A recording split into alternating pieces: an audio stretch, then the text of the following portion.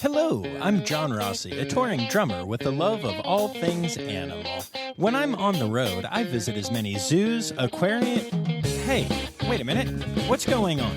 Hey, what's going on there? Hello? Hello? Hello? We interrupt your regularly scheduled program to bring you Rossifari Zoo news. News you can use from the world of zoos and conservation. Every week, we bring you breaking news and analysis from around the globe, featuring the animals you love and the people who care for them. And here's your anchorman, John Rossi. Hello. This is John, and you may have seen on my social medias that I am unable to record zoo news this week because Buzz is asleep on my head, my little chihuahua puppy. So the whole rest of this episode is just going to be the sounds of Buzz snoring on my head.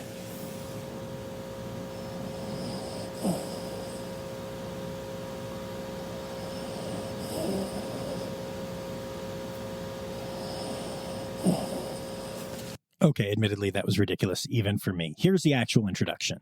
Hi, hello, how are you? Welcome back to Rossifari Zoo News, your look at everything going on in the world of zoos, aquariums, conservation, and general animal weirdness. So, a full week ago, I talked about how I had a tree kangaroo video going viral, and it is still doing that. Just kind of a slow trickle of virality. Is that even a thing? It's gotten like well over 1 million views on Instagram and is taking off on the other socials as well. But it's all like weird and takes time, and I don't know. I just keep talking about how weird that viral stuff is because it is, but I'm guessing you're actually kind of over it. But if you haven't seen that yet, it's really cool because the number one comment keeps being, I didn't even know that tree kangaroos existed. And I'm like, conservation education, yay, woo. So anyway, it also brings lots of new followers and new listeners. So yay that, and welcome to all of you that just recently discovered the podcast. I always start off Zoo News by going into some stuff about my life, like you just heard.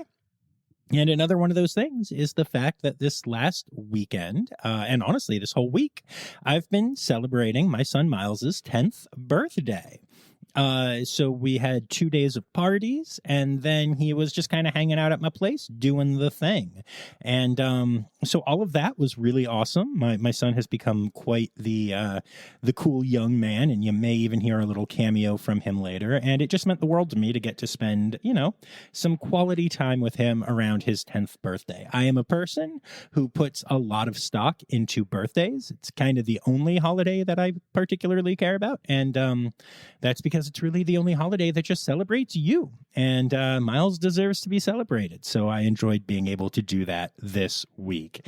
He has become quite the author, and he does some cool coding and video game design stuff. And it's just very cool to see. On a less cool note, I recently decided to get my butt back into the gym, and it has been going pretty well. I run. And I actually decided that I needed to get back to lifting. I haven't lifted in a long time, but I decided that it was time. And so on Miles's birthday, it was actually the day afterwards, the day of his second party, I was at the gym before the party, and I realized that I was running out of time. And I said to myself, well, you can't push too hard or go too fast when you're lifting because that's stupid. And then immediately pushed too hard and went too fast while lifting and escaped unscathed and felt great and went to his party. And at one point I bent over a cooler to pick up a water bottle, and the crackle sound that went across my lower back was one of the more impressive things I've ever heard. It was like a drum roll, y'all. It was crazy. And I stood up and went, ow. And turns out I threw my back out. So that has been a lot of fun. It hasn't been. That was a lie. It has not been fun. But so I have been dealing with that the last couple of days. Luckily, it seems to be recovering fairly quickly. I don't think it was that big of a deal. I'm still in some pain, but it's nothing like the first day, and it's only a couple days later. So hopefully, that keeps healing up, because I do have to head out on the road soon for a bunch of drumming, and that's hard to do when you can't really use your back, functionally. So hopefully that will get taken care of. But yeah, so that is everything going on in my world right now. And a quick reminder that this is Rossifari Zoo News. It is a crowd-sourced Zoo News program, so you can tag me in stories on the socials at Rossifari or on TikTok at RossiFariPod. And of course, you can also email things to me, rossifaripod@gmail.com, and I'll say your name at the end of the episode, whether I use your story or not. So with all of that said, let's get to it.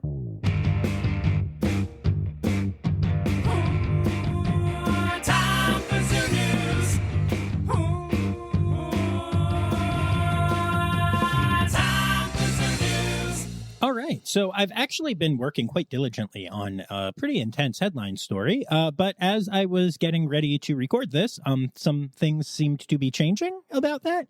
There's some new news breaking and some different stuff. And rather than present half the story, I'm just going to wait and share the whole thing with y'all next week, unless it all just kind of blows over. So we'll see what happens there. But don't worry. Those of you that love my deep dives are in for a treat a little bit further into the Zoo News section. But for now, let's get to our births, shall we? All right, it is still the season, and that means we start this section with some red panda births. In particular, 2 red panda cubs were born at the Idaho Falls Zoo. They were born to Dad Mars and Mom Linda, who many fandas know as Talinda. Long story, but if you know the name Talinda, she's a mom. The cubs are doing well and actually have already been named, so we can officially say hello to Jupiter and Twix. And that's not all. Sunset Zoo in Kansas has announced the birth of a single red pandlet to Simone and Lufa. Lufa, by the way, is one of my favorite panda names of all times, who was named that along with his twin Doofa. Can't make it up. Anyway, the cub is named Sunisa, or Sunny for short, and she has not had an easy go of it so far. Her mom did not show maternal instincts, so she had to be hand-reared from the start, and she has already had to overcome some additional health challenges in her young life, but she seems to be doing well, and the zoo is cautiously optimistic. And while we're on the subject of red panda cubs, we head back overseas to Les Terres de Naté, another facility in France that has welcomed 4 red panda cubs to the world. The translation of the story was a little sus, but as far as I can tell, the zoo has 2 female red pandas named Shanti and Taika, both of whom spent time with male Bonnie this season, leading to twin births from each mom, a huge success for the species. France has been dropping all the pandlets this year, and I am here for it. Congrats, or as they say in France, congratulations. Sorry, I'm just excited. I'm just excited about the cubs. And actually, while we're over in Europe, the Dublin Zoo has announced the birth of a male orangutan to Mother Muher and Father Cebu. This birth is especially meaningful to the zoo, as Cebu has been the patriarch of the orangutans at the zoo, or I should say had been the patriarch of the orangutans, because he passed away in February, but not before he left one final legacy for the zoo, which is now thriving in this new infant. So yay for the circle of life and all that jazz, and we're actually going to be talking about this story more in just a little bit. Our friends at Elmwood Park Zoo announced the birth of some baby peccaries, or pecklets, and that's the real name for once. Now, you may be thinking that I'm repeating a story, as the peccaries at the zoo had pecklets earlier this year, but this is another litter. It turns out that Elmwood Park Zoo is quite good at breeding Chicoan peccaries. Congrats to the zoo. The Rosamond Gifford Zoo in Syracuse has announced the birth of 2 Patis monkeys.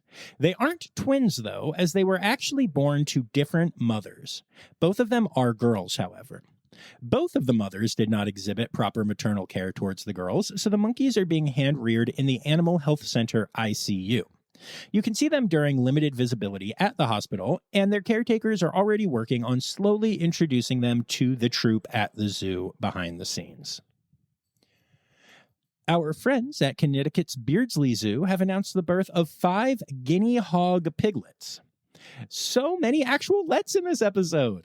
Born to Mother Ethel and Father Plopper, the piglets are doing quite well. Guinea hogs are actually known for their advanced early development. They are born with their eyes open and are able to move around immediately. The group at the zoo set off exploring almost immediately upon birth and are full of energy, which you can see for yourself in the farmyard exhibit at the zoo. The penguin exhibit at the Jacksonville Zoo is called Tuxedo Coast, and that discovery is almost as exciting for me as the fact that a new penguin chick hatched at Tuxedo Coast named Pepper.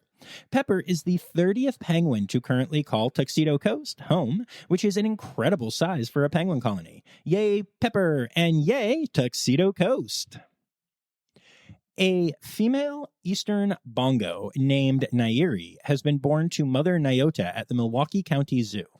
This is another species that pops out ready to go. Nyala started walking 25 minutes after birth and started nursing within the hour. All right, the Toledo Zoo has announced the birth of a new Nyala named Peach. Hey, Miles. Yeah, Dad? Isn't there some song about a character named Peach in a movie we watched recently? Yeah? Don't you remember it? No, of course not. It was a silly children's movie. Oh, it goes, peaches, peaches, Peaches, peaches, peaches, I love you. Oh. Peaches, Okay, so anyway, that's the peaches, peaches, Miles, we're done. peaches, peaches, Miles. peaches, Miles, we're done. I was just Miles! Anyway, congrats to the zoo. And by the way, just in case, I know I shouldn't have to say it, but I would never yell at my son like that or anything bad. We were very much playing, and that's just not how I parent. But, just wanted to put it out there just in case. Anyway, and then our last birth for the week is the Columbus Zoo, which has announced the hatching of 26 weedy seadragons, a first in the history of the Columbus Zoo.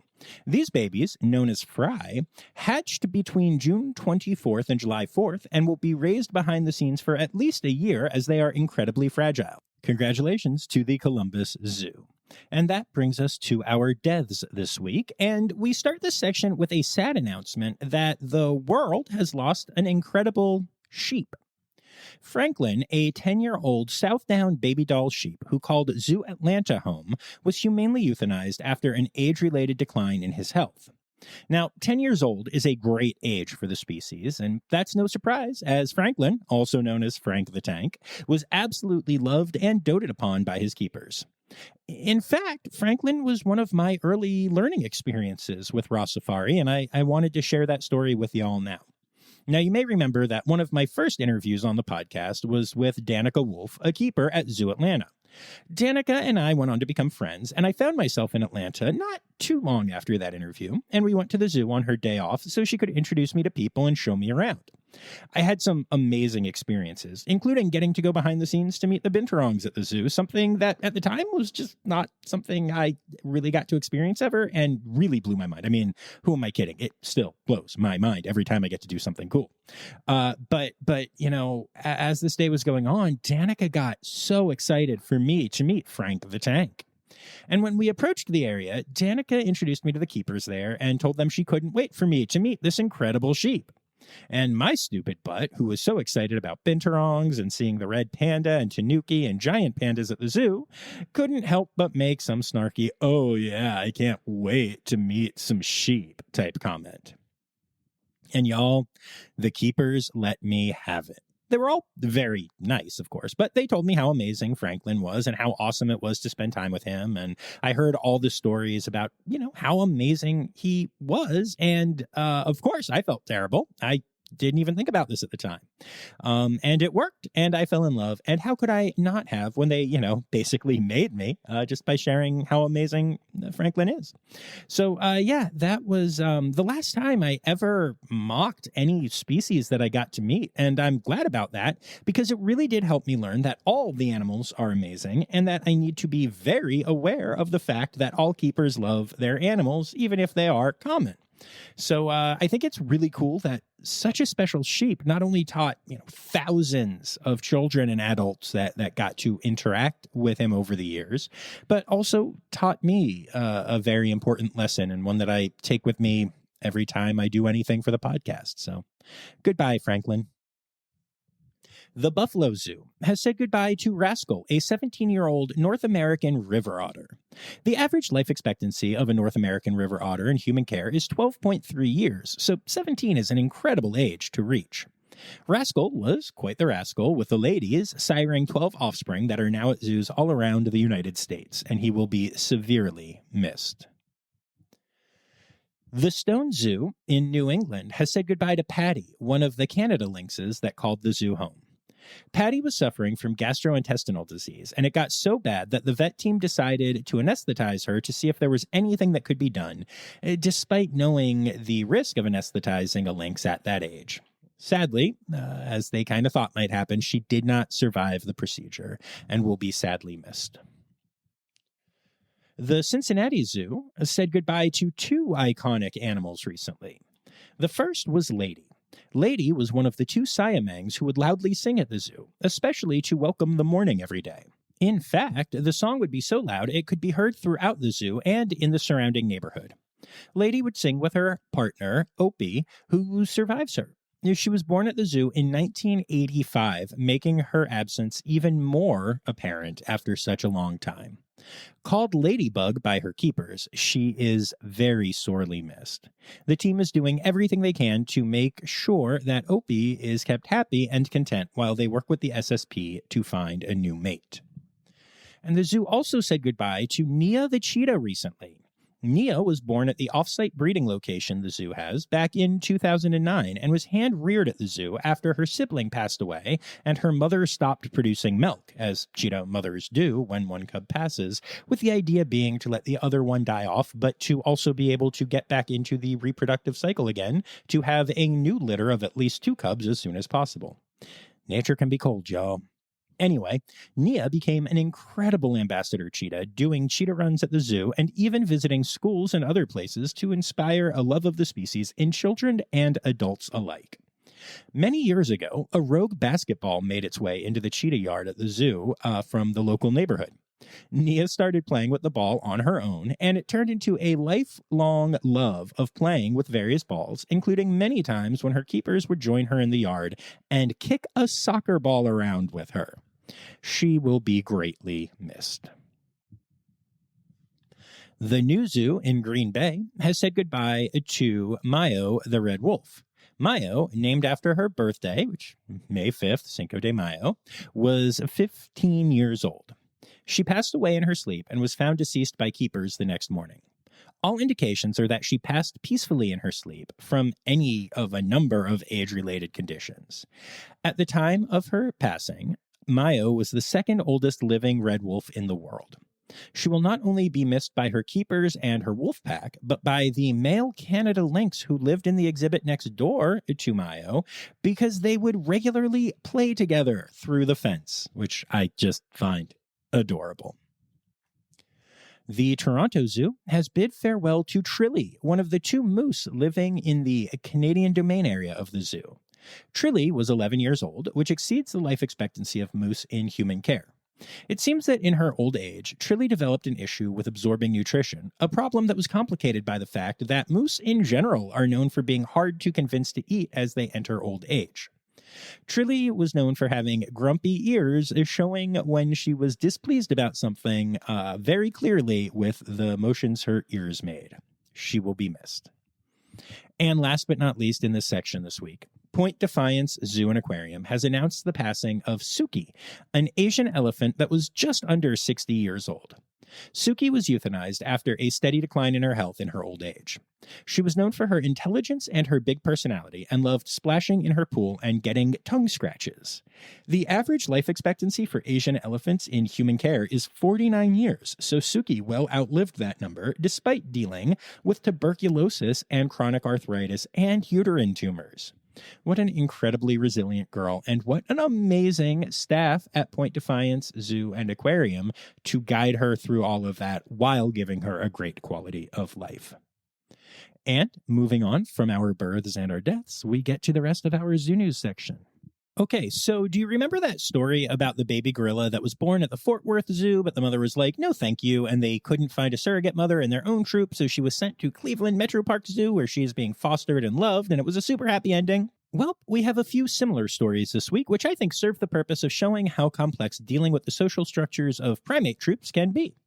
First of all, Woodland Park Zoo has announced that their recently born baby gorilla will be moved to a different facility.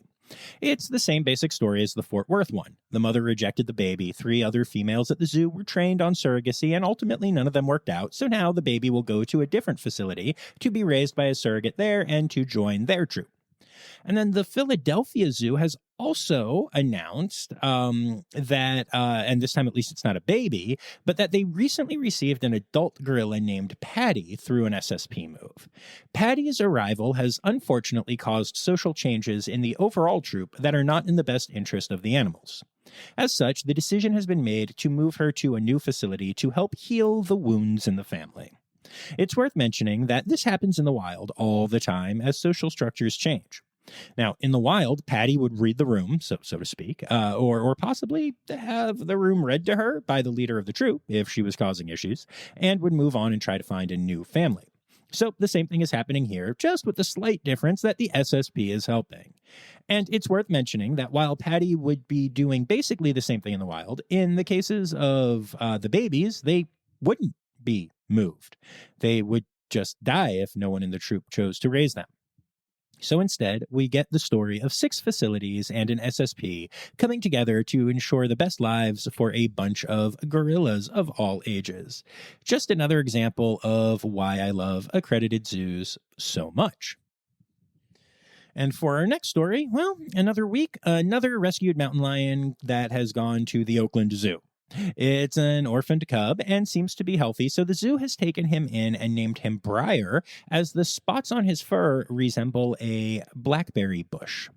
This is one of those stories that I feel like I repeat every week or two, but it's always worth mentioning because of the just absolutely incredible work being done by the Oakland Zoo for native wildlife.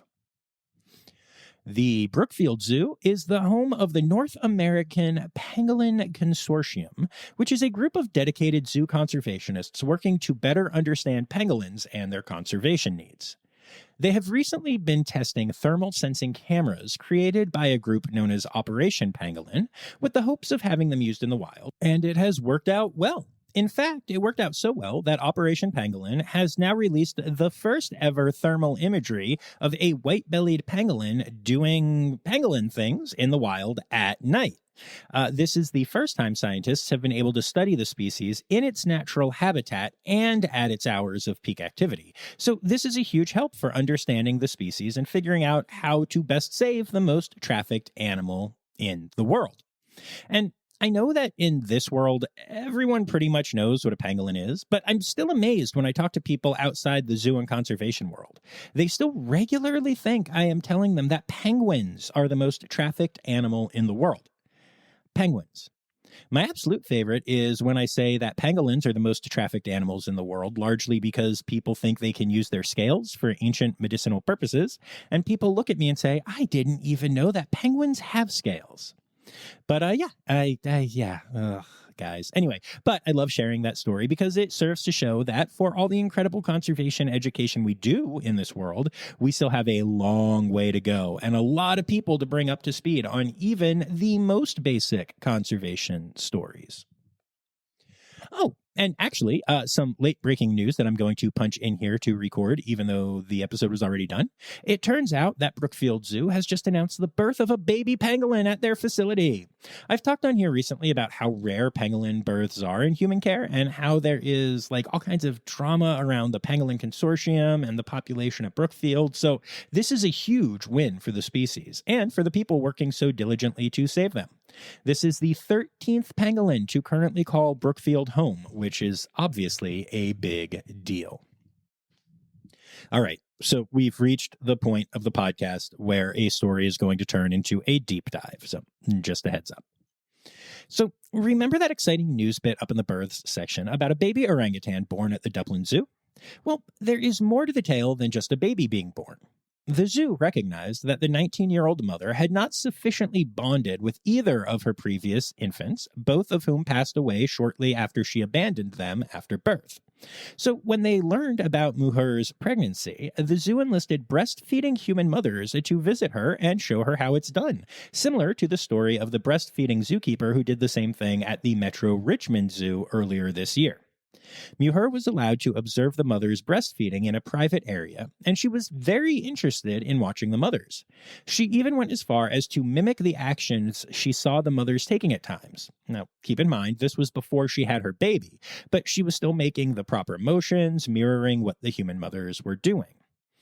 The women were allowed to breastfeed fully clothed if they wanted, but many of them realized that orangutans don't wear shirts or bras, and so proceeded to breastfeed fully topless, which allowed Muher to see everything. Along with the in-person lessons from human mothers, Muher was shown videos of orangutan mothers breastfeeding as well. So now that the baby has been born, the question can be asked, did this work? And the answer is, kind of. So with her previous two babies, Muher showed no maternal instinct at all, abandoning the babies and letting them die. In this case, Muher showed a significant increase in maternal instincts. She was taking care of the baby and was even trying to breastfeed it. Unfortunately, she wasn't able to get it quite in the right place on the nipple, so the baby was unable to get nutrition from the experience. As such, the infant was separated from Muher and is now being hand-reared. Still, the attempt is worthy of praise, and the fact that it does seem to have had a seriously positive impact on Muher's parental instincts leads me to call this at least a partial win, and it also serves as an incredible reminder of the amazing work zoos do to take care of their animals. Of course, you may have noticed something else I said that seemed a little weird to many of you that listen, which is that Muher's first two infants died when mom abandoned them. Now, while that can obviously happen at any time, what we normally hear about is zoos pulling the infants and hand-rearing them rather than letting them die, like happened in this case. But that's actually one way that many European zoos differ from American zoos. And not just saving babies in that situation, but breeding in general.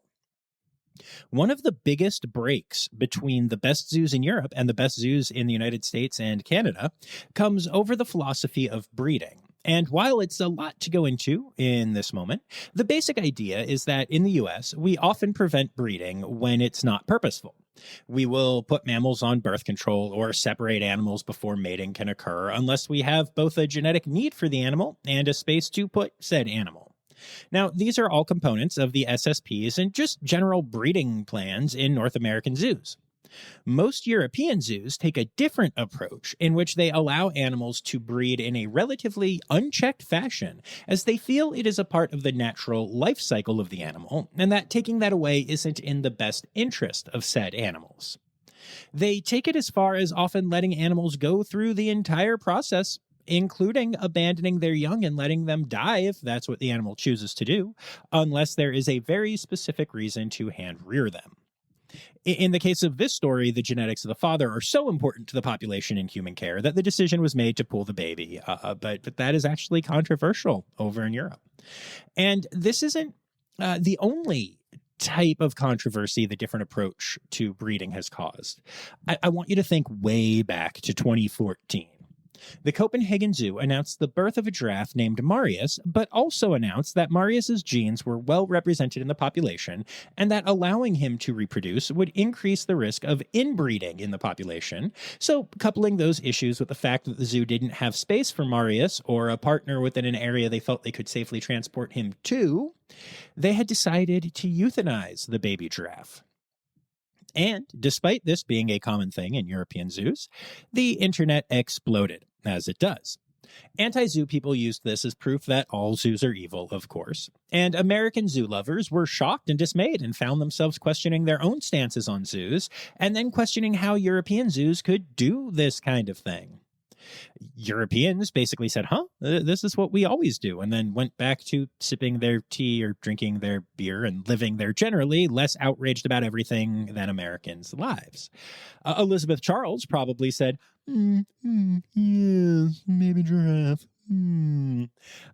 Zoos offered to take Marius in and save his life, creating additional drama as, if that had happened, not only would the inbreeding threat be real, because again, no birth control, but also then this could become a thing for every animal that would be called in this way, which, again, happens. So the zoo went ahead with the euthanasia, did a full dissection and necropsy in a public educational class, and then fed the remains to the zoo's lions, something that really put a lot of people over the top with their anger and frustration at the situation, despite the fact that the lions were pretty excited about the whole thing. And actually, that's a whole other part of this that I won't get too deeply into now because I didn't intend for this to turn into a deep dive, but it did, so here we are. It's one of the most fascinating things that the same people who will argue that zoos shouldn't exist will say that a big part of why they shouldn't exist is because it doesn't allow animals to live natural lives. But every step of this was fought against, tooth and nail, by those people, despite it all being exactly what would happen in nature. The story also points, in my humble opinion, to the strength of attachment that can be created by a name. People fall in love with animals, or people, or even inanimate objects when they get named. But I digress. As I mentioned, this story went in all kinds of ways I didn't expect, but I think it's all important stuff to understand about the zoo world as a whole. I do want to just drop in here the caveat that this has been just an overview of the philosophies of the two continents and breeding, but there is, of course, a lot more nuance than that in a lot of the discussions. Still, this is a great primer on the thinking about all of this, both of which sides I think have valid points, but all right, we'll be back after this quick break. Check out the new nature podcast that everyone is talking about, Birds of a Feather Talk Together. If you like Radiolab or Planet Earth, you'll love Birds of a Feather Talk Together. Escape from the daily grind into the world of birds. 2 experts and 2 amateurs talk about a different species every week. Recently, we talked about the osprey, burrowing owls, roadrunners, pigeons, giant hummingbirds, house wrens, sandhill cranes, and so many more. We have a lot of fun every week. Learn more about the incredible birds around you and some that you didn't know existed. Birds of a Feather Talk Together. You're going to like these birds. I guarantee it. Enough about all of that. Let us move on for now.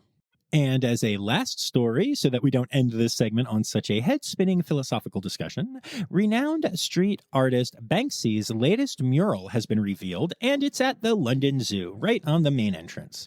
This is the 9th and final piece in Banksy's current series, which all feature animals designed to bring cheer to London, and it demonstrates how powerful a connection to wildlife is. You can check it out on the zoo's social media pages. Stereotypical animal podcast theme song. Here to bring you to conservation news. Some super exciting news out of Melbourne, Australia. The Victorian grassland earless dragon has been spotted again. This is the first time one of these long-named animals, which Aussies probably have some ridiculous short nickname for, like the no-earo or something. Anyway, they had not been seen in decades before this recent rediscovery. The last record we have of one before right now is in 1969. The scientists that rediscovered these animals are working hard to save the species that is all but extinct, taking the recently found ones out of the wild and into a breeding program to try to repopulate the species. In fact, the Aussie government is investing close to $200,000 into a plan to train detection dogs to find more of the lizards out in the wild so that every remaining one can be snagged and put into this program. The plan with the breeding program is to increase the population enough to allow for reintroduction as soon as possible, so here's hoping it all works out. And from potentially reintroducing a species to trying to eradicate one in the name of conservation, the 2024 Florida Python Challenge has begun. This is an annual competition sponsored by Governor Ron DeSantis and many private organizations that aims to raise awareness about invasive species and encourage public engagement in conservation efforts. Prizes adding up to $25,000 will be awarded for people removing the most pythons, the largest python, and other such categories. As an invasive species, the python problem does a lot of ecological damage, but it's definitely one of those things that many conservation-minded people I know still kind of furrow their brow at, while also admitting it is necessary. Killing for conservation is definitely a weird feeling, even when it works. And finally, in conservation news, a group of bushtail possums have been relocated from their home on Kangaroo Island to an area in central Australia to try to reestablish a population in that area. Now, this is a species that thrives in many areas of Australia, but is believed to have gone extinct in central Australia. Although, based on our story about the no-ero, it's hard to say for sure. Still, you may wonder what caused a species to go extinct in one area when it's thriving in other places. Introduced predators. They completely wiped the species out in the area in question, which helps to shed even more light on why the Florida Python Challenge is actually important, even if, again, it does feel a little wonky.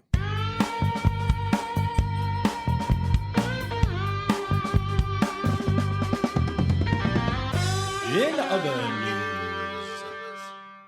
Okay, so this story was sent to me and I just glanced at it and I thought it was awesome, and I didn't realize that the study took place in 2016 until I was writing it up for this, but I don't care because it's really cool. So it's news to me and you get to hear about it. A 2016 study shows that gorillas hum and even sing while eating. The study shows that these songs aren't just a repetitive noise, like maybe, some kind of vocalization telling other gorillas that they are eating or they found food or whatever. Instead, the melodies change all the time, as though the gorillas are literally improvising songs about the food they are eating. Now, I admit that sounds like a fair bit of anthropomorphism there, but first of all, it's the study that says it, not like me. That's just not my opinion. And second of all, as a person who regularly sits and makes up like theme songs for my meals and weird crap like that, I just need this one, okay? Just give me this one, all right? Please? Thank you. And last but not least, in other news, a bear recently entered an elementary school in California and went to an empty classroom. When the teacher re-entered the room, she was shocked to find a bear running at her. She quickly stepped out, closed the door, and locked it, and then called her husband. And the two of them talked about what to do, and they decided to simply go together and open the classroom and school doors and let the bear out, and the bear left. So, cool. Good story so far. But the reason it gets this placement in the podcast... the mascot for the school is the Bears, and the school is called the Home of the Bears after that mascot. And even better than that, the teacher, Mrs. Salmon. Seriously, spelled just like the fish. Which makes me wonder, can this bear read? What is happening here? But, regardless of the literary acumen of the bear, I'm glad everyone was safe, both human and apparently very literary bear. Oh, animal holidays. Animal holidays. Hey! And that brings us to our animal holidays for the week. And it is August, which is Asian Elephant Awareness Month, National Catfish Month, National Parks Month, and August is for Antelope Month. Then for our individual days, we've only got a couple this week. The 17th is National Black Cat Appreciation Day and National Honeybee Day. The 19th is World Orangutan Day. The 20th is World Mosquito Day. And the 21st is World Goat Day. And those are your animal holidays for the week.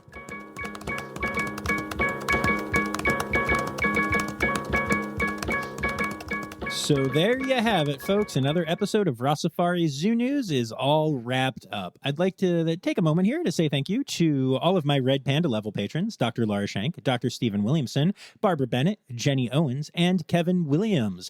I'd also like to remind y'all that you can support the podcast for as little as $3 a month by going to patreon.com/Rossifari.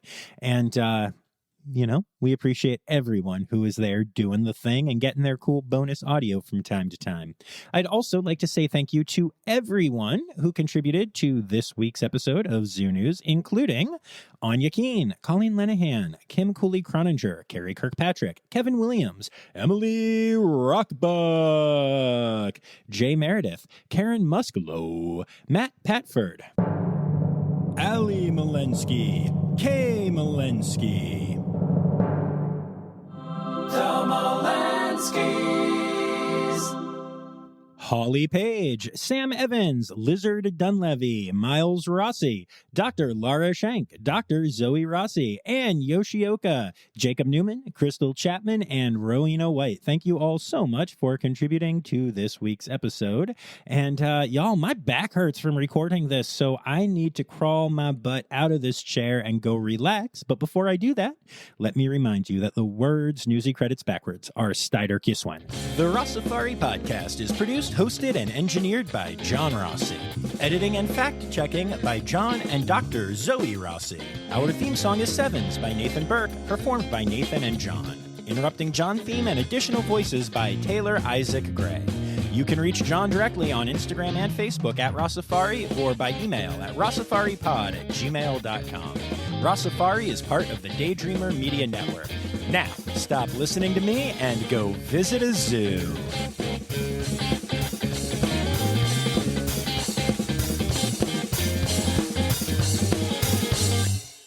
The penguin exhibit at Jacksonville Zoo is called Tuxedo Toast. Toast? It's Coast. Tuxedo Toast. I would watch a cartoon called Tuxedo Toast.